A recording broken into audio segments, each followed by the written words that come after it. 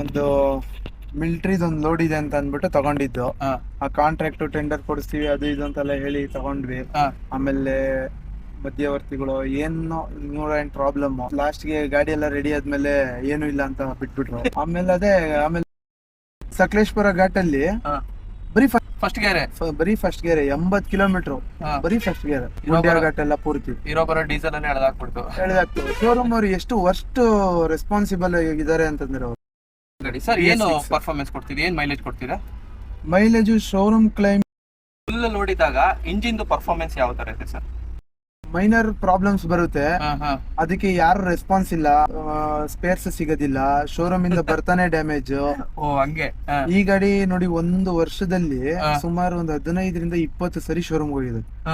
ಅದು ಆಲ್ಟ್ರೇಷನ್ ಮಾಡೋದು, ಕಂಬಿ ಕಟ್ಟೋದು, ತಂತಿ ಕಟ್ಟೋದು, ಎಳೆಯೋದು, ಆ ಬೋಲ್ಟ್ ಕಟ್ ಆಗ್ಬಿಡುತ್ತೆ, ಎಲ್ ಬೋಲ್ಟ್. ಅದೇ ಹೇಳ್ತಾರಲ್ಲ, ದೇಸಿ ಜುಗಾಡ್ ಮಾಡಿ ಕಳಿಸ್ತಾ. ದೇಸಿ ಜುಗಾಡಲ್ಲಿ ಓಡಿಸ್ತಾ ಇರೋದು. ಮಂತ್ಲಿ ಮೇಂಟೆನೆನ್ಸ್ ಎಷ್ಟು ಬರುತ್ತೆ? ಮಂತ್ಲಿ ಎಲ್ಲ ಇದು. ಹಲೋ ಗೆಳೆಯರೆ, ನಮಸ್ಕಾರ. ಇವತ್ತಿನ ವಿಶೇಷ ವ್ಲಾಗ್ ಸ್ವಾಗತ. ಇವತ್ತಿನ ವ್ಲಾಗಲ್ಲಿ ನೀವಿಂದ ಗಾಡಿ ನೋಡ್ತಿದ್ದೀರಾ, ಮತ್ತೆ ತಮ್ಮನೇ ನೋಡಿ ತಿಳ್ಕೊಂಡೇ ಇದ್ದೀರಾ. ಏನು ಅಂತಂದರೆ ಟಾಟಾದ LPT 1212 ವೆಹಿಕಲ್ ಏನಿದೆ, ಇದು ಬಂದುಬಿಟ್ಟು 20 ಫೀಟ್ ವೆಹಿಕಲ್. ಸೊ ಇದರ ಒಂದು ಯೂಸರ್ ರಿವ್ಯೂ ಹಿಂದೆ ನಿಂತಿದ್ದಾರಲ್ಲ, ಅವರೇ ಓನರು. ಇದರ ಒಂದು ಯೂಸರ್ ರಿವ್ಯೂ, ಅವರ ಒಂದು ಎಕ್ಸ್ಪೀರಿಯನ್ಸ್ನ ಬಗ್ಗೆ ನಾವು ಮಾತಾಡ್ತೀವಿ. ಸೊ ಗೆಳೆಯರೆ, ಈ ಒಂದು ವಿಡಿಯೋನ ಪೂರ್ತಿಯಾಗಿ ನೋಡಿ ಮಾಹಿತಿ ತಿಳ್ಕೊಳ್ಳಿ ಅಂತ ಹೇಳ್ತಾ ಬನ್ನಿ ಗೆಳೆಯರೆ, ಈ ಒಂದು ವಿಡಿಯೋನ ಶುರು ಮಾಡೋಣ. ನಮಸ್ತೆ ಸರ್, ನಿಮ್ಮ ಹೆಸರು ಮತ್ತು ಪರಿಚಯ? ನನ್ನ ಹೆಸರು ಪವನ್ ಅಂತ. ಓಕೆ. ನಾನಿರೋದು ಬೆಂಗಳೂರಲ್ಲ. ಬೆಂಗಳೂರೇ. ಸರ್ ನಮಸ್ತೆ. ಸರ್ ನಿಮ್ಮ ಹೆಸರು? ನಮಸ್ತೆ ಸರ್. ಮನೋಜ್ ಅಂತ. ಸರ್ ನಿಮ್ದು ಪ್ರಾಪರ್ ಸರ್? ಬೆಂಗಳೂರೇ, ಯಶವಂತಪುರ, ಬೆಂಗಳೂರು. ಸರ್ ಏನ್ ಪರ್ಪಸ್ಗೆ ಗಾಡಿ ತಗೊಂಡ್ರಿ? ಸರ್ ನನ್ಗೆ ಒಂದು ಸ್ಟಾರ್ಟ್ಅಪ್ ಮಾಡ್ಬೇಕು ಅನ್ನೋದೊಂದು ಆಸೆ ಇತ್ತು. ಓಕೆ. ಒಂದು ಸ್ವಂತ ಬಿಸ್ನೆಸ್ ಮಾಡ್ಬೇಕು ಅಂತಂದು ತಗೊಂಡ್ರು. ಸ್ವಂತ ಬಿಸ್ನೆಸ್ ಮಾಡ್ಬೇಕು ಅಂತ ತಗೊಂಡ್ರಿ? ಹೌದು ಸರ್. ಈ ವೆಹಿಕಲ್ ನ ಎಷ್ಟು ಟೈಮ್ ಇಂದ ನೀವು ಯೂಸ್ ಮಾಡ್ತಾ ಇದ್ದೀರಾ? 1.5 year ಆಗಿದೆ. 1.5 year ಇಂದ ಯೂಸ್ ಮಾಡ್ತಿದ್ದೀರಾ? ಶೋರೂಮ್ ವೆಹಿಕಲ್ ತಗೊಂಡು. ಶೋರೂಮ್ ವೆಹಿಕಲ್ ತಗೊಂಡಿರೋದು. ಸರ್ ಏನ್ ಪರ್ಪಸ್? ಲೋಡ್ ಮಾಮೂಲಿ ಗೂಡ್ಸ್ ವೆಹಿಕಲ್ ಅಲ್ಲ, ಮಾರ್ಕೆಟ್ ಲೋಡು. ಆಮೇಲೆ ನಾವು ಒಂದ್ ಅನ್ಕೊಂಡ್ವಿ, ಒಂದು ಮಿಲಿಟರಿದ ಒಂದು ಲೋಡ್ ಇದೆ ಅಂತ ಅಂದ್ಬಿಟ್ಟು ತಗೊಂಡಿದ್ದು. ಆ ಕಾಂಟ್ರಾಕ್ಟ್ ಟೆಂಡರ್ ಕೊಡಿಸ್ತೀವಿ ಅದು ಇದು ಅಂತೆಲ್ಲ ಹೇಳಿ ತಗೊಂಡ್ವಿ. ಆಮೇಲೆ ಮಧ್ಯವರ್ತಿಗಳು ಏನೋ 108 ಪ್ರಾಬ್ಲಮ್, ಲಾಸ್ಟ್ ಗೆ ಗಾಡಿ ಎಲ್ಲ ರೆಡಿ ಆದ್ಮೇಲೆ ಏನು ಇಲ್ಲ ಅಂತ ಬಿಟ್ಬಿಟ್ರು. ಆಮೇಲೆ ಬಿಟ್ವಿ. ನಮ್ಗೆ ಬಿಸ್ನೆಸ್ ಹೊಸದು, ಸುಮ್ನೆ ಏನೋ ಅಂದ್ಬಿಟ್ಟು ಕರ್ಕೊಂಡ್ ಬಂದ್ಬಿಟ್ರು. ಸರಿ ಅಂತ ಬಂದ್ವಿ. ಆಮೇಲೆ ನಾವೇ ಸ್ವಂತ ಇಳಿದ್ವಿ, ಗ್ರೌಂಡ್ ಲೆವೆಲ್ ಇಂದ ಸ್ಕ್ರಾಚ್ ಇಂದ ಮತ್ತೆ ನಾನೇ ಶುರು ಮಾಡಿದೆ. ನಾನ್ ಬೇರೆ ಜಾಬ್ ಅಲ್ಲಿ ಇದ್ದೆ, ಆ ಜಾಬ್ ಕ್ವಿಟ್ ಮಾಡಿ ಮತ್ತೆ ಇದೇ ಬಿಸ್ನೆಸ್ ಗೆ ಅಂತಾನೆ ಹೇಳಿದೆ ನಾನು. ಹೌದಾ ಸರ್? ಸರ್ ಅಂದ್ರೆ ಅವ್ರ ನಂಬಿ ಗಾಡಿ ತೆಗ್ದಿರೋದು ನೀವು? ಹೌದು. ನೋಡಿ ಗೆಳೆಯರೆ, ಏನೇನೆಲ್ಲ ಆಗುತ್ತೆ ಅಂತ. ಸರ್ ಆಮೇಲೆ ಸರ್ ಏನು ಲೋನ್ ಮಾಡಿ ತಗೊಂಡ್ರೆ ಫುಲ್ ಕ್ಯಾಶ್? ಲೋನ್ ಅಲ್ಲ, ಫುಲ್ ಕ್ಯಾಶ್ ಎಲ್ಲ ಯಾರು ಬಿಸ್ನೆಸ್ ಶುರು ಮಾಡಕ್ ಆಗತ್ತಾ? ಸೀಸಿಂಗು ಇದೆಲ್ಲ ನೋಡಿದಾಗ ಸ್ಟಾರ್ಟ್ಅಪ್ ಎಲ್ಲ ಯಾಕೆ ಬೇಕು ಅನ್ನೋ ಲೆವೆಲ್ಗೆ ಬಂದಿರ್ತದಲ್ಲ ಸರ್. ಮಾರ್ಕೆಟ್ ಅಲ್ಲಿ ಲೋಡು ಮೋಸ. ಈಗ ದಿನಕ್ಕೆ ಎಷ್ಟು ಕಿಲೋಮೀಟರ್ ಓಡಿಸ್ತೀರಾ ಗಾಡಿನ? ದಿನಕ್ಕೆ ಹಂಗ್ ಹೇಳಕ್ ಆಗಲ್ಲ, ಬಾಡಿಗೆ ಇದ್ದಂಗೆ. ಈಗ ಎಕ್ಸಾಂಪಲ್ ಏನೋ ನಾವು 1000 ಕಿಲೋಮೀಟರ್ ಲೋಡ್ ಮಾಡಿದ್ರೆ ದಿನಕ್ಕೆ 550 ಕಿಲೋಮೀಟರ್ 600 ಕಿಲೋಮೀಟರ್ ಓಡಿಸ್ಬೋದು. ಲೈಕ್ 24 hours ಅಲ್ಲಿ ಒಂದು 8 hours ರೆಸ್ಟ್ ತಗೊಂಡು ಓಡಿಸ್ತಾರೆ. ಹಂಗೆ ಪರ್ಫಾರ್ಮೆನ್ಸ್ ಅಂದ್ರೆ ಅದು ಪರ್ಫಾರ್ಮೆನ್ಸ್ ಬರುತ್ತೆ ಅಲ್ಟಿಮೇಟ್. ಅಂದಾಜು ತಿಂಗಳಿಗೆ ಎಷ್ಟು ಓಡುತ್ತೆ ನಿಮ್ ಗಾಡಿ? ಓಡಿಸ್ಬೋದು, ಒಂದು 7-8 ಸಾವಿರ ಕಿಲೋಮೀಟರ್ ಓಡಿಸ್ಬೋದು. ಸರ್ ಇದು ಈಗ CNG ಗಾಡಿನಾ ಇಲ್ಲ ಅಂತಂದ್ರೆ ಡೀಸೆಲ್ ಗಾಡಿ? ಸರ್ ಏನು ಪರ್ಫಾರ್ಮೆನ್ಸ್ ಕೊಡ್ತಿದೆ, ಏನ್ ಮೈಲೇಜ್ ಕೊಡ್ತೀರಾ? ಮೈಲೇಜ್ ಶೋರೂಮ್ ಕ್ಲೈಮಿಂಗ್ ಬಂದೆ 7 ಕಿಲೋಮೀಟರ್ ಹೇಳ್ತಿದ್ದಾರೆ. ಬಟ್ ನಾನೇ ಓಡಿಸ್ಬೇಕಾದ್ರೆ ಖುದ್ದಾಗಿ, ನೀವು ನಂಬ್ತಿರೋ ಇಲ್ಲೋ ಗೊತ್ತಿಲ್ಲ, ಶೋರೂಮ್ ಕ್ಲೈಮಿಂಗ್ 7 ಅಂತ ಹೇಳಿದೆ. ನಾನು 8.5 8.6 ಬಂದಿದೆ. 8.6 RPM ಮೇಂಟೈನ್ ಮಾಡೋದ್ರ ಮೇಲೆ ನಿಂತಿರುತ್ತೆ ಗಾಡಿ ಮೈಲೇಜ್. ಅದು ನಿಜಾನೇ. ಏನು ಅಂತಂದ್ರೆ ಈ ವೆಹಿಕಲ್ ಅಂತಲ್ಲ, ಎಲ್ಲಾ ವೆಹಿಕಲ್ ಅಷ್ಟೇ. ಹೌದು. ಓಡಿಸೋರು ಸ್ವಲ್ಪ ಸ್ಮೂತ್ ಆಗಿ ಓಡಿಸಿದ್ರೆ ಗಾಡಿ ಪರ್ಫಾರ್ಮೆನ್ಸ್ ಕೊಡುತ್ತೆ. ಸರ್ ಫುಲ್ ಲೋಡ್ ಹಾಕಿದಾಗ ಸರ್ ಇದ್ರದ್ದು ಟನ್ನೇಜ್ ಎಷ್ಟು? ಇದ್ರಿಂದ ಪಾಸಿಂಗ್ ಟನ್ನೇಜ್ ಬಂದು 6.8 ಅಂದ್ರೆ ನೀವು 10 ಟನ್ ಅಂತ ಹಾಕ್ತೀರಾ ಅಂತ ಅನ್ಕೊಂಡಿದೀನಿ. ಇಲ್ಲ, ನಾವು ಈಗ ಕಂಪ್ನಿಗೆ ಏನಾದ್ರು ಓಡಿದ್ರೆ ಬಾರ್ಡರ್ ಪಾಸ್ ಮಾಡ್ಬೇಕಾರೆಲ್ಲ ತೊಂದರೆ ಆಗುತ್ತೆ ಅಂತ ಅನ್ಕೊಂಡು ನಾವು ಕರೆಕ್ಟ್ ಟನ್ನೇಜ್ ಹಾಕ್ತಿವಿ.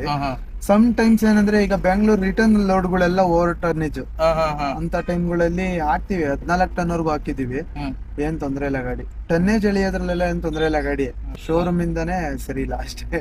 ಸರ್ ಈಗ ಫುಲ್ ನೋಡಿದಾಗ ಇಂಜಿನ್ ಪರ್ಫಾರ್ಮೆನ್ಸ್ ಯಾವ ತರ ಇದೆ ಸರ್? ಚೆನ್ನಾಗಿದೆ, ಸ್ಮೂತ್ ಆಗಿ ಹೋಗುತ್ತೆ ಗಾಡಿ, ಹೋಗುತ್ತೆ, ತೊಂದರೆ ಇಲ್ಲ.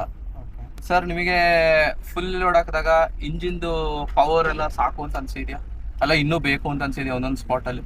ಈಗ ಅಪ್ಪಲ್ಲಿ ಈಗ ಗಾಡಿ ಡೆಡ್ ಸ್ಟಾಪ್ ಆಗಿರ್ತದೆ, ಈಗ ಮೂವ್ ಮಾಡೋತಿಗೆಲ್ಲ. ಇಲ್ಲ, ಟಾಟಾ ಗಾಡಿ ಇಲ್ಲ, ಪ್ರಾಬ್ಲಮೇ ಇಲ್ಲ. 14-15 ಟನ್ ಇರ್ಲಿ ಇದೇ ಗಾಡಿ, 6 ಟನ್ ಪಾಸಿಂಗ್, 10 ಟನ್ ಹಾಕಿರ್ಲಿ, 12 ಟನ್ ಹಾಕಿರ್ಲಿ, ಎಂತ ಅಪ್ಪಲ್ಲಿದ್ರು ಫಸ್ಟ್ ಗೇರ್ ಅಂದ್ರೆ ಎಕ್ಸ್ಟ್ರಾ ಗೇರ್ ಅಂತ ನಾರ್ಮಲ್ ಆಗಿ ಆ ಗೇರ್ ಹಾಕಿದ್ರೆ ಹಂಗೆ ಎದ್ದು ಬರುತ್ತಲ್ಲ. ಅದು ನೀವಂತಲ್ಲ, ಎಲ್ಲ ಟಾಟಾ ಓನರ್ಸ್ ಗಳು ಎಲ್ಲ ಇದೆ ಹೇಳೋದು. ಸರ್ ಘಾಟ್ ರೋಡ್ಸ್ ಮತ್ತೆ ವಿಲೇಜ್ ರೋಡ್ಸ್ ಅಲ್ಲಿ ಯಾವ ತರ ಪರ್ಫಾರ್ಮ್ ಮಾಡುತ್ತೆ? ಟಾಟಾ ಗಾಡಿ ಅದೇ ಹೇಳಿದ್ನಲ್ಲ, ಹಾ. It is made to India. Made to India, Indian Made in India ಅಲ್ಲ? ಮೇಡ್ ಟು ಇಂಡಿಯಾ, ಹೌದು. ಕರೆಕ್ಟ್. ಇದಷ್ಟೇ ಟಾಟಾ ಒನ್ಸ್ ಸ್ಟಾರ್ಟ್ ಆಯ್ತು, ಎಲ್ಲ ಕರೆಕ್ಟ್ ಆಗಿತ್ತು, ಗೇರ್ ಅಪ್ ಆಯ್ತು ಅಂತಂದ್ರೆ this is a best vehicle. Best vehicle. But ಏನಂದ್ರೆ ಮೈನರ್ ಪ್ರಾಬ್ಲಮ್ಸ್ ಬರುತ್ತೆ, ಅದಕ್ಕೆ ಯಾರು ರೆಸ್ಪಾನ್ಸ್ ಇಲ್ಲ, ಸ್ಪೇರ್ಸ್ ಸಿಗೋದಿಲ್ಲ, ಶೋರೂಮ್ ಇಂದ ಬರ್ತಾನೆ ಡ್ಯಾಮೇಜ್. ಓ ಹಂಗೆ. ಈ ಗಾಡಿ ನೋಡಿ 1 ವರ್ಷದಲ್ಲಿ ಸುಮಾರು ಒಂದು 15ರಿಂದ 20 ಸರಿ ಶೋರೂಮ್ ಹೋಗಿದೆ. ಅದು ನಾನು ತಗೊಂಡಿದ್ದು ಅರವಿಂದ್ ಮೋಟರ್ಸ್ ಅಲ್ಲಿ. ಅವ್ರು ಕೊಡ್ಬೇಕಾದ್ರೆ ಬೆಲ್ಟ್ ಡ್ಯಾಮೇಜ್, ಸ್ಟೇರಿಂಗ್ ಬೆಲ್ಟ್, ಆ pump belt, steering power steering pump belt ಇವತ್ತಿಗೂ ಡ್ಯಾಮೇಜ್. ಅದು ಇವತ್ತಿಗೂ ಸರಿ ಆಗಿಲ್ಲ. ಇವತ್ತಿಗೂ ಸರಿ ಹೋಗಿಲ್ಲ. ಎಷ್ಟು ಕಿಲೋಮೀಟರ್ ಓಡಿದೆ ಗಾಡಿದು? 75 ಓಡಿದೆ. ಇವತ್ತಿಗೂ ಸರಿ ಇಲ್ಲ. ಡ್ಯಾಮೇಜ್ ಬೆಲ್ಟ್ ಅಲ್ಲೇ ಓಡಿರೋದು. ಹಾ, ಹಂಗೆ ಏನೋ ಕರೆಕ್ಷನ್ ಮಾಡೋದು, ಆಲ್ಟ್ರೇಷನ್ ಮಾಡೋದು, ಕಂಬಿ ಕಟ್ಟೋದು, ತಂತಿ ಕಟ್ಟೋದು, ಎಳೆಯೋದು, ಆ ಬೋಲ್ಟ್ ಕಟ್ ಆಗ್ಬಿಡುತ್ತೆ, ಎಲ್ ಬೋಲ್ಟ್. ಅದೇ ಹೇಳ್ತಾರಲ್ಲ, ದೇಸಿ ಜುಗಾಡ್ ಮಾಡಿ ಕಳಿಸ್ತಾ ಹಾ, ದೇಸಿ ಜುಗಾಡಲ್ಲಿ ಓಡಿಸ್ತಾ ಇರೋದು. ಆಮೇಲೆ BS6 ಆ ಯೂರಿಯಾಗಳು ಸರಿಯಾಗಿ ಸಪ್ಲೈ ಆಗೋದಿಲ್ಲ, ಸೆನ್ಸರ್ ಪ್ರಾಬ್ಲಮ್ ಬರುತ್ತೆ. ನೋಡಿ, ಈ ಗಾಡಿ ಕಂಡೀಷನ್ ಆಗಿದ್ರೆ ಎಲ್ಲಿ ಬೇಕಾದ್ರೂ ಹೋಗುತ್ತೆ ಅಂತ ಅಂದೆ. ಅದೇ ಒಂದು ಡೆಫ್ದ್ ಒಂದ್ ಚೂರ್ ಪ್ರಾಬ್ಲಮ್ ಬಂತು ಅಂದ್ರೆ ಇದೇ ಗಾಡಿ ಸಕಲೇಶ್ಪುರ ಘಾಟಲ್ಲಿ 70 ಕಿಲೋಮೀಟರ್ ಬರೀ ಎಕ್ಸ್ಟ್ರಾ ಗೇರ್ ಅಲ್ಲೇ ತಂದಿದೀವಿ. ಗಾಡಿ ತಗೊಂಡಿದ್ ಮೊದಲನೇ ಟ್ರಿಪ್ ಅಲ್ಲಿ ಆ ಪ್ರಾಬ್ಲಮ್ ನಮಗೆ. ಸಕಲೇಶ್ಪುರ ಘಾಟಲ್ಲಿ ಬರೀ ಫಸ್ಟ್ ಗೇರ್, ಬರೀ ಫಸ್ಟ್ ಗೇರ್ 80 ಕಿಲೋಮೀಟರ್ ಬರೀ ಫಸ್ಟ್ ಗೇರ್. ಗುಂಡ್ಯಾ ಘಾಟ್ ಎಲ್ಲ ಪೂರ್ತಿ ಇರೋ ಬರೋ ಡೀಸೆಲ್ ಅನ್ನೇ ಎಳ್ದಾಕ್ಬಿಡ್ತು. ಶೋರೂಮ್ ಅವ್ರು ಎಷ್ಟು ವರ್ಸ್ಟ್ ರೆಸ್ಪಾನ್ಸಿಬಲ್ ಆಗಿದ್ದಾರೆ ಅಂತಂದ್ರೆ ಅವರು. ಇಲ್ಲಿ ನಾನೆಲ್ಲೋ ಅರವಿಂದ್ ಮೋಟರ್ಸ್ ಪೀಣ್ಯದಲ್ಲಿ ತಗೊಂಡಿರ್ತೀನಿ, ನಾನು ಅದು ಬೈಕ್ ಇನ್ಸೂರೆನ್ಸ್ ನಾನು ಮಂಗಳೂರಲ್ಲೇ ಇದ್ದೆ, ಸರಿ ಅಲ್ಲೇ ಹೋಗ್ಬಿಟ್ಟು ಚೆಕ್ ಮಾಡ್ಸಿರ್ತೀನಿ. ಹೆಡ್ ಕ್ವಾರ್ಟರ್ಸ್ ಅವ್ರದ್ದು ಅಲ್ಲೇ ಇರುತ್ತೆ. ರೆಸ್ಪಾನ್ಸ್ ಇಲ್ಲ, ಅದಿಲ್ಲ ಇದಿಲ್ಲ ಅಂತ ಅಂದು ಕಡೆಗೆ ತಗೊಂಡ್ಬಂದು. ಈ ಟಾಟಾ ಗಾಡಿದು ಇದು 2ನೇ ರಿವ್ಯೂ ನಂದು. ಏನು ಅಂತಂದ್ರೆ ಈ ವಾರದಲ್ಲಿ 2 ಜನನು ಒಂದು ಸಣ್ಣ ಗಾಡಿ ಇಂಟ್ರಾ V30 ಇಂದ ಬರುತ್ತಲ್ಲ, ಆ ಗಾಡಿ ಮಾಡಿದ್ದು. ಅವರು ಸೇಮ್ ನಿಮ್ ತರನೇ ಹೇಳೋದು, ಸರ್ ಎಲ್ಲ ಓಕೆ ಸರ್, ಬಟ್ ಆ ಶೋರೂಮ್ ಅವ್ರನ್ನ ಮಾತ್ರ ಸಹಿಸ್ಕೊಳಕ್ಕಾಗಲ್ಲ. ಅಷ್ಟಲ್ಲಿ ಅಷ್ಟು ಏನು ಅಂತಂದ್ರೆ ಗಾಡಿನೇ ಬೇಡ ಅಂತ ಬಿಟ್ಟು ಹೋಗ್ಬೇಕು, ಆ ರೀತಿ. ನಾನು ಅದನ್ನೇ ಮಾಡಿದ್ದು, ಶೋರೂಮ್ ತಗೊಂಡೋಗಿ ಬೆಂಕಿ ಹಚ್ಬಿಡ್ತೀನಿ ಗಾಡಿಗೆ. ಇನ್ನೇನಕ್ ಬೇಕು ನಮ್ಗಿದು, ತಗೊಳ್ರಿ ಬೆಂಕಿ ಹಚ್ಬಿಡ್ತೀನಿ, ಇಲ್ಲ ಲೋನ್ ಕೋರ್ಟಲ್ ಬಂದ್ ನೋಟಿಸ್ ಸೀಸಿಂಗ್ ಮಾಡಕ್ಕೆ ಲೋನ್ ಅವ್ರು ಬರ್ತಾರೆ, ಚೆಕ್ ಬೌನ್ಸ್ ಫೈನ್ ಹಾಕ್ತಾರೆ. ಗಾಡಿನ ಓಡೋ ಪರಿಸ್ಥಿತಿ ಇಲ್ಲ ಅಂದ್ರೆ ಏನಕ್ಕೋಸ್ಕರ ಬರ್ಬೇಕು ನಾವು ಬಿಸ್ನೆಸ್ಗೆ? ಸರ್ ಈಗ ಮೇಂಟೆನೆನ್ಸ್ ಕಾಸ್ಟ್ ಬಗ್ಗೆ ಮಾತಾಡೋಣ. ಸರ್ ಮಂತ್ಲಿ ಮೇಂಟೆನೆನ್ಸ್ ಎಷ್ಟು ಬರುತ್ತೆ? ಮಂತ್ಲಿ ಎಲ್ಲ ಇದು ಟ್ರಿಪ್ ಟು ಟ್ರಿಪ್ ಏನಾದ್ರು ಕೈ ಕೊಡ್ತಾ ಇದೆ, ಮುಂಚೆ ತರ ಇಲ್ಲ ಈಗ. ಮೇಂಟೆನೆನ್ಸ್ ಕಾಸ್ಟ್ ಒಂದೊಂದ್ ತಿಂಗಳು 5,000 6,000 ಹಾಕಿದೀನಿ. ಒಂದೊಂದ್ಸಲಿ ಈಗ ನೋಡಿ 1 ವರ್ಷದಲ್ಲಿ ಅಟ್ಲೀಸ್ಟ್ 3 ಮಂತ್ಸ್ ಒಂದ್ ಸ್ಪೇರ್ ಬರುತ್ತೆ. ಆಕ್ಚುಲಿ ಟಾಟಾ ಗಾಡಿ ಹಂಗಲ್ಲ, ಡ್ಯೂರಬಿಲಿಟಿ ಬರ್ಬೇಕು. ಈಗ ನನ್ನ ಕೊಲಿ ಅಂದ್ರೆ ಈ ಬಿಸ್ನೆಸ್ ಸ್ವಲ್ಪ ಯಾರು ಗೊತ್ತಿದಾರಲ್ಲ, ಅವ್ರಗಳ್ನ ನೋಡಿದ್ರೆ ಈಗ ಲೈಲ್ಯಾಂಡ್ ಗಾಡಿ ತಗೊಂತಾರೆ, ನಾನು ಆರಾಮಮ್ಮ ಅಂತಾರೆ. ಬಟ್ ಅದು ಅಷ್ಟು ಇದ್ರ ತರ ಅಲ್ಲ, ಟಾಟಾ ತರ ಅಲ್ಲ. ಅದ್ರಲ್ಲೂ ಪ್ರಾಬ್ಲಮ್ಸ್ ಇರ್ತವೆ, ಐಶಾರಲ್ಲೂ ಪ್ರಾಬ್ಲಮ್ಸ್ ಬರ್ತವೆ. ಬಟ್ ಅಂದ್ರೂನು ಟಾಟಾ ರೆಸ್ಪಾನ್ಸ್ ಅಂದ್ರೆ ಗಾಡಿ ಚೆನ್ನಾಗಿದೆ, ಅದನ್ನ ರೆಡಿ ಮಾಡ್ಕೊಡೋರು ಸರಿ ಇಲ್ಲ ಅಂತ ಅರ್ಥ. ರೆಸ್ಪಾನ್ಸ್ ಚೆನ್ನಾಗಿಲ್ಲ. ಸೊ ಹಂಗಾಗಿ ಒಂದು ಮೈನರ್ ಡ್ಯಾಮೇಜ್ ಆಗುತ್ತೆ, ನಾವು ಅದರಲ್ಲೇ ರನ್ ಮಾಡ್ತೀವಿ ಜುಗಾಡ್ ಮಾಡಿ, ಮತ್ತೆ ಅದು ಇನ್ನೊಂದು ಮೇಜರ್ ಡ್ಯಾಮೇಜ್ ಕೊಡುತ್ತೆ. 10 ರೂಪಾಯಿ ಆಗೋ ಕೆಲಸ 1,000 ರೂಪಾಯಿಗೆ ಆಗುತ್ತೆ. ಸರ್ ಇದ್ರದ್ದು ಸ್ಪೇರ್ ಪಾರ್ಟ್ಸ್ ಎಲ್ಲ ಈಸಿಯಾಗಿ ಅವೈಲೇಬಲ್ ಇದೆಯಾ? ಇಲ್ಲ, ಶೋರೂಮ್ ಅವ್ರು ಇದ್ರು ಕೊಡಲ್ವೇನೋ ನನಗೆ ಗೊತ್ತಿಲ್ಲ. ಒಟ್ಟಲ್ಲಿ ಯಾವ ಕೇಳಿದ್ರು ಇಲ್ಲ ಅಂತಾರೆ. ಈ ಶೋರೂಮ್ ಅವ್ರು ಯಾಕೆ ಕೊಡಲ್ಲ ಸ್ಪೇರ್ ಪಾರ್ಟ್ಸ್? ನಂದೊಂದು ಕ್ವಶನ್. ಅದ್ ಇಟ್ಕೊಂಡು ಏನ್ ಮಾಡ್ತಾರೆ ಅವರು? ಒಳ್ಳೆ ಅವ್ರದ್ದು ಉದ್ದೇಶ ಅನ್ಸುತ್ತೆ, ಶೋರೂಮ್ ಅಲ್ಲಿ ಡೈಲಿ ಒಂದು 5 ಗಾಡಿ ಕ್ಯೂನಲ್ಲಿ ನಿಂತಿರ್ಲಿ, ಯಾರಾದ್ರೂ ಒಬ್ರು ವೇಟಿಂಗ್ ಅಲ್ಲಿ ನಮ್ಮನ್ನು ಕಾಯ್ತಾ ಇರ್ಲಿ ಅಂತ ಇರ್ಬೋದು, ಹೌಸ್ಫುಲ್ ಆಗಿರ್ಲಿ. ಎಸ್, ಅದೇ. ಸೊ ಎಕ್ಸ್ಪೀರಿಯನ್ಸ್ ಓವರ್ ಆಲ್ ಆಗಿ ಏನ್ ಹೇಳ್ತೀರಾ? ಸರ್ವಿಸ್ ಎಕ್ಸ್ಪೀರಿಯನ್ಸ್ ಅಷ್ಟು ಕೆಲವ್ರು ಇದಾರೆ ಒಳ್ಳೆಯವರು, ಎಲ್ಲಾರು ಹಂಗೆ ಅಂತಲ್ಲ. ಓವರ್ ಆಲ್ ಆಗಿ ಯಾರೋ ಒಬ್ರು XYZ ಅರವಿಂದೋ, ಪ್ರೇರಣಾನೋ, ಇನ್ನೊಬ್ಬ ಯಾರೋ ಆದಿಶಕ್ತಿನೋ, ಯಾರೋ 10 ಜನ ಇರ್ತಾರೆ ಅನ್ಕೊಳ್ಳಿ. ಅವ್ರನ್ನ ಬಿಟ್ರೆ ಯಾರು ಇಲ್ಲ, ಹೊಸಬ್ರು ಯಾರು ಬರ್ತಿಲ್ಲ. ಯಾರು ಏನ್ ಓಡಿಸ್ತಿದಾರೋ ಅವ್ರದೇ ಹಂಗಾಗಿದೆ. ಸೊ ಹಂಗಾಗಿ ಡಿಮ್ಯಾಂಡ್. ಸರ್ ಈಗ ಓವರ್ಲೋಡ್ ಹಾಕಿದಾಗ ಸಸ್ಪೆನ್ಷನ್ ಯಾವ ತರ ಸಪೋರ್ಟ್ ಮಾಡುತ್ತೆ? ರೆಡಿ ಮಾಡ್ಸಿರ್ತೀವಿ, ಅದ್ರ ಮೇಲೆ ಡಿಪೆಂಡ್. ಸರ್ ನೀವು ಮೋಡಿಫೈ ಮಾಡ್ಕೊಂಡಿದ್ದೀರಾ? ಸ್ಟಾಕ್ ಸಸ್ಪೆನ್ಷನ್ ಇಂದ ಕಟ್ಟೆ ಓಡಿಸಿ ಎಕ್ಸ್ಟ್ರಾ ಕಟ್ಟೆ ಎಲ್ಲ ಕೊಡ್ಸಿದ್ದೀರಾ? ಅದು ಮಾಡಿಸ್ಕೊಂಡಿದ್ದೀರಲ್ವಾ? ಈಗ ಟನ್ನೇಜ್ ಹಾಕಿದ್ರೆ ಏನು ಗಾಡಿ ಏನು ಜೋಲ್ಟ್ ಆಗೋದು ಏನು ವಾಬ್ಲಿಂಗ್, ಆಮೇಲೆ ಇದೆಲ್ಲ ಏನು ಬರೋದಿಲ್ಲ, ರೋಲಿಂಗ್ ಎಲ್ಲ ಆಗಲ್ಲ ಅಷ್ಟಾಗಿ. ಸರ್ ನೋಡ್ತಿರ್ಬೋದು, ಇದ್ರ ಒಂದು ಕ್ಯಾಬಿನ್ ಬಂದ್ಬಿಟ್ಟು ತುಂಬಾ ಬೇಸಿಕ್ ಆಗಿದೆ. ಸರ್ ಇದ್ರದ್ದು ಲಾಂಗ್ ಡ್ರೈವ್ ಅಲ್ಲಿ ಕಂಫರ್ಟೇಬಲ್ ಯಾವ ತರ ಇದೆ? ಚೆನ್ನಾಗಿ ನಾರ್ಮಲ್ ಗೂಡ್ಸ್ ಗಾಡಿ ಎಲ್ಲ ಹೆಂಗಿರುತ್ತೆ ಹಂಗೆ ಇದೆ ಅಷ್ಟೇ. ಇದು ನೀನು ಅವಾಗೆಲ್ಲ ಬರ್ತಿತ್ತಂತೆ, ಇದಕ್ ಮುಂಚೆ ಮಾಡ್ಲಿಗೆ ಗಾಡಿಗೆ ಇದು ಸೀಟ್ ಎಲ್ಲ ಲೈಕ್ ಸ್ಪ್ರಿಂಗ್ ಸಸ್ಪೆನ್ಷನ್ ಬರ್ತಿತ್ತಂತೆ, ಬಟ್ ಇವಾಗ ಇಲ್ಲ ಸೀಟ್ ಅಲ್ಲೇ. ಸೊ ಹಂಗಾಗಿ ನಾರ್ಮಲ್ ಆಗಿದೆ, ಏನಂತ ಹೇಳ್ಕೊಳಂಗೇನಿಲ್ಲ, ನಾರ್ಮಲ್. ಬಟ್ ಟ್ರಕ್ ಫೀಲ್ ಕೊಡುತ್ತೆ, ಅಂದ್ರೆ ಪ್ರಾಪರ್ ಆಗಿರೋ ಒಂದು vehicle goods vehicle. So comfort ಏನಿಲ್ಲ. ಓಕೆ ಸರ್, ಸೀಟಿಂಗ್ ಕೆಪಾಸಿಟಿ ಈಗ ಪ್ಯಾಸೆಂಜರ್ ಎಷ್ಟು ಜನ ಕೊಡ್ಬೋದು ಇದರಲ್ಲಿ? ಅದಕ್ಕೆ ಪ್ಯಾಸೆಂಜರ್ ಯಾರು ಇರೋದಿಲ್ಲ, ಯೂಶುವಲಿ ಬರೀ ಡ್ರೈವರ್ ಒಬ್ಬರೇ ಓಡಿಸೋದು ಇದಕ್ಕೆ. ಮುಂಚೆ ಅಂದ್ರೆ ಎಲ್ಲ ಲೋಡಿಂಗ್ ಅನ್ಲೋಡಿಂಗ್ ಎಲ್ಲ ಕರ್ಕೊಂಡು ಹೋಗ್ತಿದ್ರಂತೆ ಯಾವಾಗ ನಮ್ಮ ತಾತನ ಕಾಲದಲ್ಲಿ. ಈಗ ಆತರ ಎಲ್ಲ ಎಲ್ಲೂ ಇಲ್ಲ, ಎಲ್ಲ ವೇರ್ ಹೌಸ್ ಅಲ್ಲಿ ಅವ್ರವ್ರೆ ಇರ್ತಾರೆ. ಸೊ ಡ್ರೈವರ್ ಒಬ್ನೇ ಹೋಗೋದ್ರಿಂದ 1 ಕ್ಯಾಬಿನ್ ಇದು. ಬಟ್ ಪರ್ಮಿಷನ್ RTO ಪರ್ಮಿಷನ್ 1+3 ಅಂತ ಇದೆ. 1+3 ಬಟ್ ಇದು ಒಬ್ರೇ ಓಡಾಡೋದು. ಡೇ ಅಂಡ್ ನೈಟ್ ಕ್ಯಾಬಿನ್ ಮಾಡ್ಕೊಂಡಿದೀವಲ್ಲ ನಾವೇ. Altered modified day and night cabin ಇದು. ಶೋರೂಮ್ ಇಂದಾನೆ ಡೇ ನೈಟ್ ಕ್ಯಾಬಿನ್ ಬಂದ್ರೆ ಅದಕ್ಕೆ ಹಿಂದೆಗಡೆ ಒಬ್ರು ಮಾಡ್ಕೊಂಡು 2 ಡ್ರೈವರ್ +3 ಲೇಬರ್ ಅಂತ ಬರುತ್ತೆ ಅದಕ್ಕೆ. ಸೊ AC ಇಲ್ಲ ಅಲ್ಲ, AC ಇಲ್ಲ, ಪ್ರಾಪರ್ ಆಗಿ ಮಾಡ್ಕೊಂಡ್ರೆ ಫ್ಯಾನ್, ಒಂದು ಫ್ಯಾನ್, ಇನ್ನೊಂದು 5 ಫ್ಯಾನ್, ನ್ಯಾಚುರಲ್ ವಿಂಡ್ ಬರುತ್ತೆ, ಅದೇ ಅದ್ರ ಮೇಲೆ ಮ್ಯಾನೇಜ್ ಮಾಡ್ಕೊಂಡು. ಸರ್ ಇದರಲ್ಲಿ ಬಿಗ್ಗೆಸ್ಟ್ ಪ್ರಾಬ್ಲಮ್ ನಿಮಗೆ ಏನ್ ಅನ್ಸುತ್ತೆ ಸರ್ ಈ ವೆಹಿಕಲ್ ಗಾಡಿ ಬಗ್ಗೆ? ಗಾಡಿಲಿ ಅದೇ ಗಾಡಿ ಟಾಟಾ ಕಂಪ್ನೀಸ್, ಅದ್ರ ಮೇಲೆ ನಮ್ಗೊಂದು ಎಮೋಷನ್ಸ್ ಇದಾವೆ. ಅದ್ರ ಮೇಲೆ ನಾವು ಅದೇ ತರ ಮಾಡ್ಕೊಂಡ್ ಬಂದಿದೀವಿ. ಒಳ್ಳೆ ಗಾಡಿನೇ, ಒಳ್ಳೆ ಕಂಪನಿನೇ, ಸರ್ವಿಸ್ ಒಂದ್ ಸ್ವಲ್ಪ ರೆಡಿ ಮಾಡ್ಕೊಂಡು ಸರಿ ಇಲ್ಲ. It's okay. ಅಂಡ್ ಮಾರ್ಕೆಟ್ ವಿಷಯ ಬಂತು ಅಂದ್ರೆ ಇಲ್ಲಿ ಪ್ರಾಪರ್ ಎಜುಕೇಶನ್ ಇಲ್ಲ ಅನ್ಸುತ್ತೆ. ನೋಡಿ ಇವಾಗ ಲಾ ಮಾಡ್ತಾನೆ ಅಂದ್ರೆ has some education, some course. Even driving ಫೀಲ್ಡ್ಗೂ ಅದು ಬೇಕನ್ಸುತ್ತೆ ನನ್ಗನ್ಸೋ ಪ್ರಕಾರ. ಹೌದು ಸರ್, ಬೇಕು ಸರ್. ಈಗ ನೋಡಿ ಹೊಸ ಡ್ರೈವರ್ಗಳು ಯಾರು ಫೀಲ್ಡ್ ಬರ್ತಿಲ್ಲ, ನಂಗೆ ಗೊತ್ತಿರಂಗೆ ಯಾರು ಇಷ್ಟಪಡೋದಿಲ್ಲ. ನನಗೆ ಗೊತ್ತಿದ್ದಂಗೆ ಯಾರು ಬರ್ತಾ ಇಲ್ಲ, ಯಾರು ಇಷ್ಟಪಡಲ್ಲ, ಸ್ಪೆಷಲಿ ಟ್ರಕ್ ಫೀಲ್ಡ್. ಬಿಕಾಸ್ ಮರ್ಯಾದೆ ಇಲ್ಲ, 3 ಕಾಸಿಗೆ ಮರ್ಯಾದೆ ಕೊಡಲ್ಲ ಯಾರು. ಯಾರಾದ್ರಾಗಿರ್ಲಿ ನೋಡಿ, ಈಗ ಎಷ್ಟೊಂದ್ ಜನ ವ್ಲಾಗಿಂಗ್ ಮಾಡ್ತಾರೆ, ಎಷ್ಟೊಂದ್ ಕಡೆ ನೀವು ನೋಡಿರ್ತೀರಾ ಟೋಲಲ್ ಗಲಾಟೆ. ನೋಡಿ ಒಬ್ಬ ರಿಯಲ್ ಎಸ್ಟೇಟ್ ಬಿಸ್ನೆಸ್ ಮೆನ್ಗೆ ಎಷ್ಟೊಂದ್ ಆದಾಯ ಬರುತ್ತೆ, ಅದಕ್ಕೆ ಡಿಪ್ರಿಸಿಯೇಷನ್ ಇಲ್ಲ. ಬಟ್ ಆದ್ರೆ ಅಲ್ಲಿ ಬೆಳೆಯಕ್ಕಿರೋ ಚಾನ್ಸ್ ಇಲ್ಲ. ಟ್ರಕ್ ಬಿಸ್ನೆಸ್ ಅಲ್ಲಿ ಮುಂಚೆ ಇತ್ತಂತೆ, ಇವಾಗ ಕಾಂಪಿಟೇಷನ್ ಅಂದ್ರೆ ಅದೇ ಪ್ರಾಪರ್ ಎಜುಕೇಶನ್ ಇಲ್ಲ, ಯಾರಿಗೂ ನಾಲೆಡ್ಜ್ ಇರೋದಿಲ್ಲ. ಯಾರೋ ಬರ್ತಾರೆ, ಯಾರೋ ಗಾಡಿ ತಗೊಂತಾರೆ, ಏನೋ ಮಾಡ್ತಾರೆ, ಅದ್ ಇನ್ನೇನೋ ಆಗುತ್ತೆ. ರೇಟ್ ನಾಲೆಡ್ಜ್ ಗಳು ಗೊತ್ತಿರೋದಿಲ್ಲ, ಬಂದವರೆಲ್ಲ ಗಾಡಿ ತಗೊಂತ ಇರ್ತಾರೆ. ಹೊಸಬ್ರಿಗೆ ಈಗ ನನ್ಗೆ ಮಾಡಿದ್ರು, ನನ್ ದಲ್ದಲ್ಲೇ ಇರೋ ಡೊಮೈನ್ ನಂಗೆ ತಗೊಂಬಂದ್ಬಿಟ್ರು. ಹೌದು ಸರ್, ನೀವು ಫಸ್ಟ್ ಏನ್ ಕೆಲಸ ಮಾಡ್ತಿದ್ರೆ? ನಾನ್ ಫಸ್ಟ್ ಆಕ್ಚುಲಿ ಇಸ್ಕಾನ್ ಟೆಂಪಲ್ ಅಲ್ಲಿ PR ಡಿಪಾರ್ಟ್ಮೆಂಟ್ ಅಲ್ಲಿ ಎಕ್ಸಿಕ್ಯೂಟಿವ್ ಆಗಿ ವರ್ಕ್ ಮಾಡ್ತಾ ಇದ್ದೆ. ನಾನು ಆಕ್ಚುಲಿ ಮೆಕ್ಯಾನಿಕಲ್ ಇಂಜಿನಿಯರ್. ಎಲ್ಲಿ ಕರ್ಕೊಂಡು ಅಂದ್ರೆ ಟ್ರಕ್ ಸ್ಟೇರಿಂಗ್ ಮುಟ್ಟಿತ್ತಿಲ್ಲ ಮುಂಚೆ.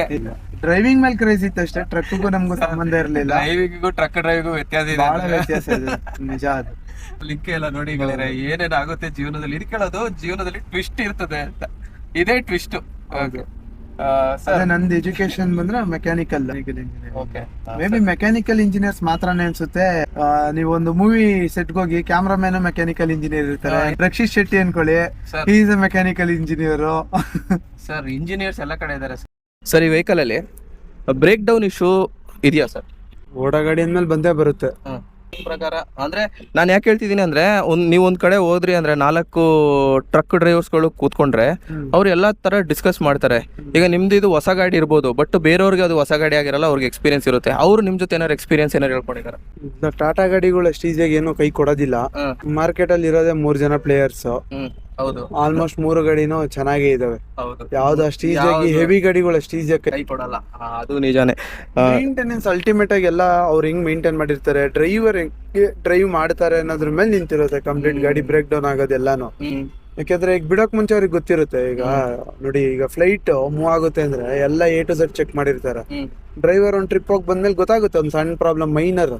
ಆ ಮೈನರ್ ಆಗಿದ್ದಾಗೆ ಮುಗಿಸ್ಕೊಂಡ್ಬಿಟ್ರೆ ಮೇಜರ್ ಪ್ರಾಬ್ಲಮ್ ಬರೋದಿಲ್ಲ. ಸೊ ಹಂಗಾಗಿ ಬ್ರೇಕ್ ಡೌನ್ ಆಗೋ ಚಾನ್ಸಸ್ ತುಂಬಾ ಕಮ್ಮಿ ಇರುತ್ತೆ. ಹಂಗೂ ಮೀರಿ ಆದ್ರೆ ಅದು ಏನು ಮಾಡಕ್ಕಾಗಲ್ಲ ಸರ್. ಗಾಡಿ ಅಂದ್ಮೇಲೆ ಅದು ಕಾಮನ್ ಅದು ಸರ್. ಆಮೇಲೆ ಈ ಒಂದೊಂದು ಏಜ್, ಒಂದೊಂದು ಗಾಡಿಗಳು ಒಂದು ಏಜ್ ಆದ್ಮೇಲೆ ಮೈಲೇಜ್ ಡ್ರಾಪ್ ಆಗೋ ಪ್ರಾಬ್ಲಮ್ ಆಗುತ್ತೆ. ಸೊ ಈ ಒಂದು ಪರ್ಟಿಕ್ಯುಲರ್ ಮಾಡಲ್ ಎಷ್ಟು ಕಿಲೋಮೀಟರ್ ಆದ್ಮೇಲೆ ಮೈಲೇಜ್ ಕಡಿಮೆ ಆಗ್ಬೋದು ನಿಮ್ ಪ್ರಕಾರ? ಅದು ಇವಾಗ ನಾನ್ ತಗೊಂಡು 1.5 ವರ್ಷ ಆಗಿದೆ.